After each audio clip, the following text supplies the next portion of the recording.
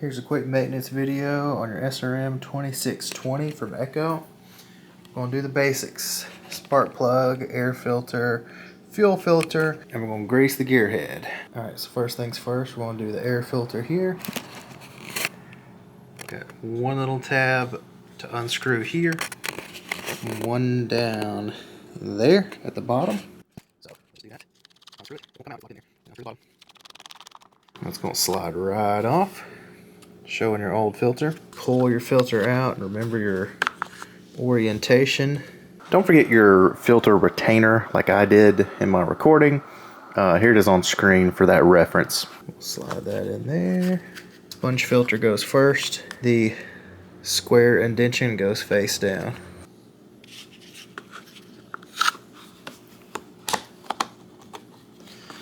Might be a little tricky to line it up,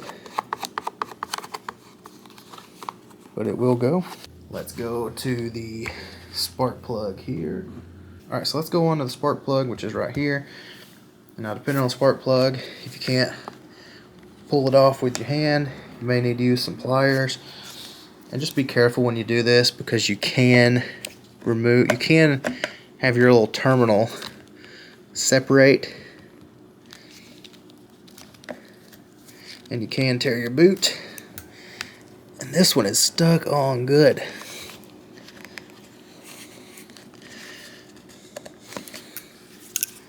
Let's see.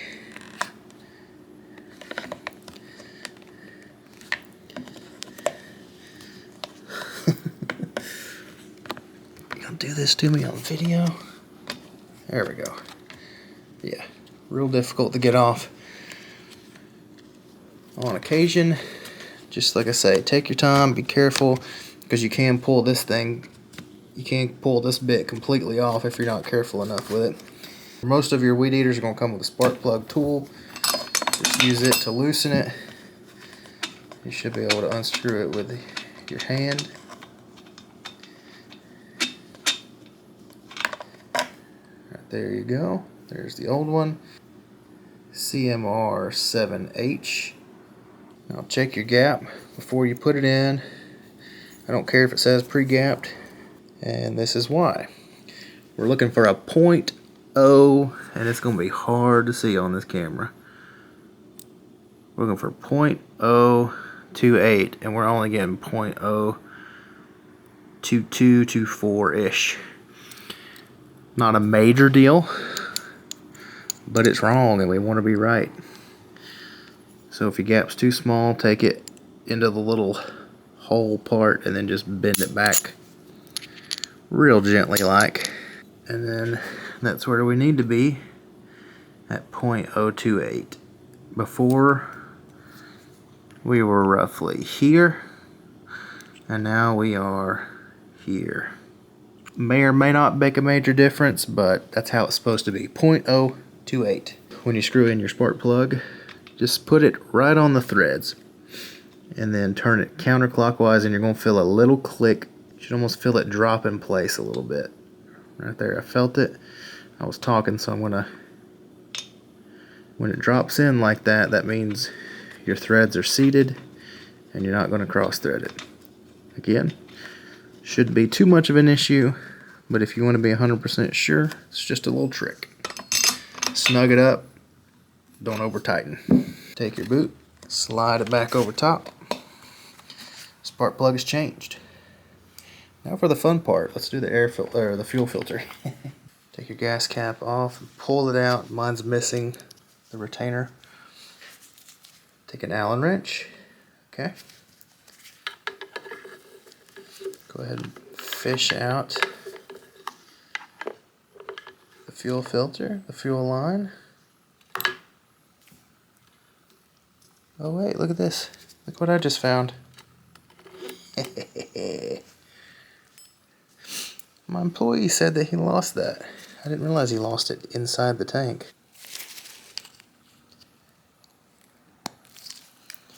Alright, look at that. Fixing multiple things. I thought that was gone forever. Alright, so to change on this one, pull this little boot off.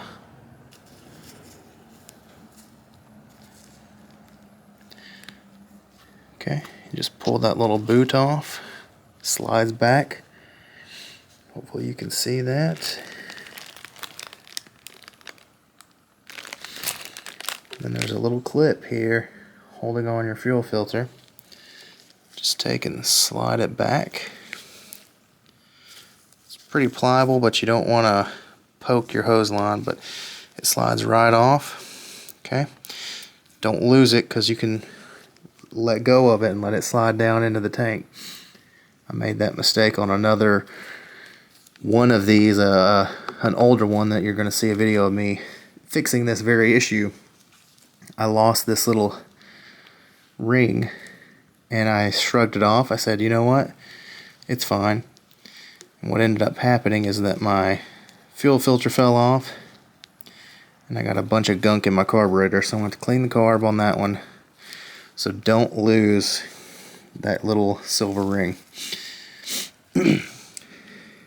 Then when you get your new fuel filter, you'll just bring it over and slide right down in, and then you're going to take and slide that ring right back over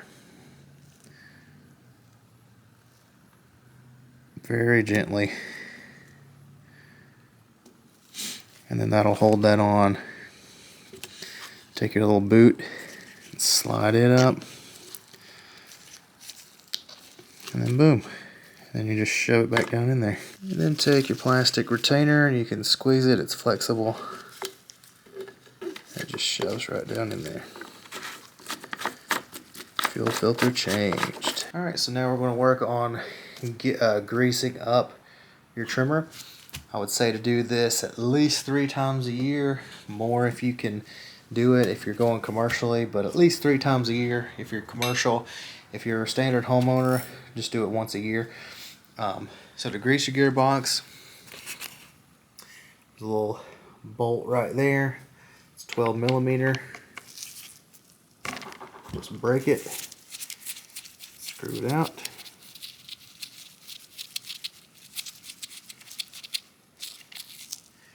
Alright, and now Echo does sell a grease called Red Armor. It comes in a little tube that will fit this thread perfectly. However, I'm using a chainsaw grease gun.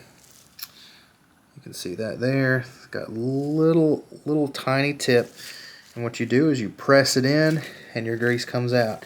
And I'll give it a few pumps. Here's what that looks like. Just take the pointy end, press, and then you'll see it fill up in the spring here, so it presses it out, and then you'll see it fill up, and then it presses it out, and you'll see it fill up. And then you want to give it a few turns, and then give it a few more pumps. It really doesn't take much. Probably get away with 3. I always go a little overkill on my grease. And there you go. You are greased up. Again, you can buy the Red Armor in the tube, but this is cheaper.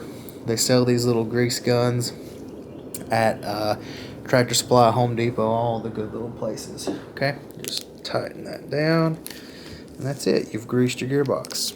Alright, so this next extra step is just that extra mile. Probably not necessary, but I do it just because I think it works. I think it's worth it.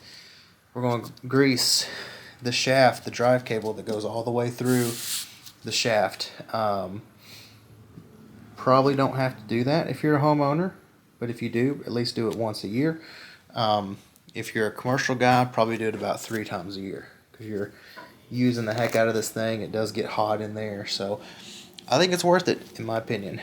So what we're going to do, we'll come out behind the weed eater head. There's a little screw right here, and what we're going to do is unscrew it.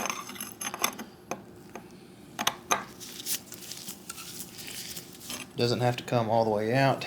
And once it's unscrewed, it'll be loose, and then this other screw comes all the way out. Probably get away without going all the way, because that one just kind of locks it in place. You can see where that other screw goes. Okay, and then your head comes off and you can see your shaft. And then we can just pull it straight out, and it's a little steel cable, so be careful. And I just want to get in here on this and show you how much grease is left. Just see how much grease there is. There's little globs in here, but it's not enough, I'll tell you that. So what we're going to do is we're going to pull it all the way out. Just be careful with it. You don't necessarily want to bend it. And you don't really want to get it dirty. And again, most of this is just dry cable. Once you get it out, what I'll do is I'll take some grease. Doesn't really matter what kind, just as long as you got some grease on it. And then as I put that back in, I'm just going to grease it up. It doesn't take much, just a thin little layer as you push it back in.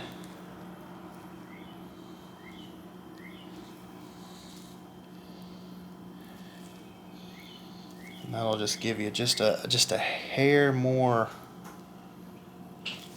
longevity with your drive cable. It's also good to inspect this because sometimes they get damaged.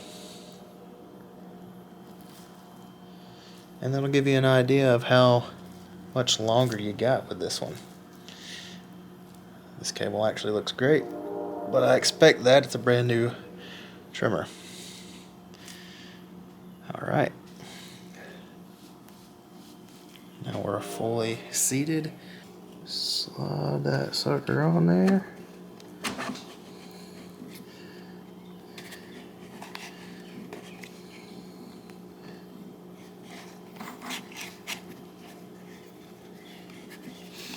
Might take a minute to wiggle it back on. Let's see. I'll try to match that orientation. There you go. Just takes a little bit of wiggling. Then you want to find that hole that you saw a minute ago with this screw. If you're off, you can't screw it to a certain point, okay? But when you're in, you can keep going. So if you're having trouble, that's your problem. And that's it. That is pretty much the basic maintenance. If you got a running piece of equipment, no issues, you want to keep it that way, do these things and it'll stay in good working condition for a nice long time. If you have any questions, leave them in the comments. I'll answer them all. Thanks.